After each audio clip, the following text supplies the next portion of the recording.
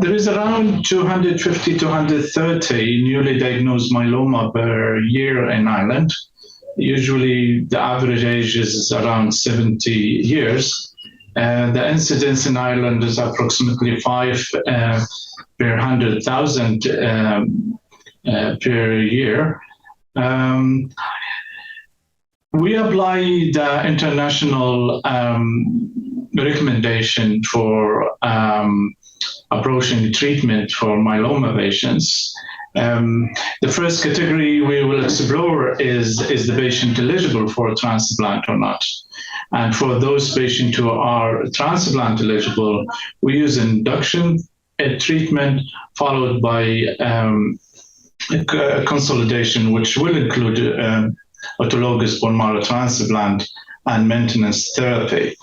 For patients who are not eligible for a transplant, we apply induction treatment followed by continuous maintenance therapy. Certainly, if we have a clinical trial for those two cohort of patients, we enroll patients in a clinical trial. At the moment, we have a clinical trial for transplant eligible patients.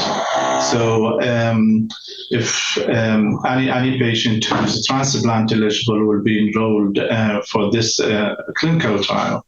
Otherwise, we use combination of triplet chemotherapy or triplet therapy, including dexamethasone, either plus IMiD plus proteasome inhibitors, which we tend to most commonly use. The regimen is RVD for our patients. Certainly, we'll take into account the patient performance status and comorbidities, and patients certainly will be involved in the decision about what the best treatment suit their circumstances.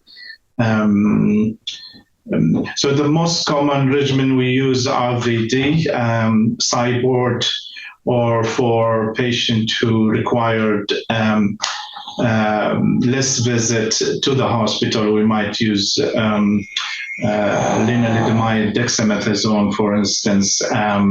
It just will be more convenient for that group of patients who is either frail, elderly patients.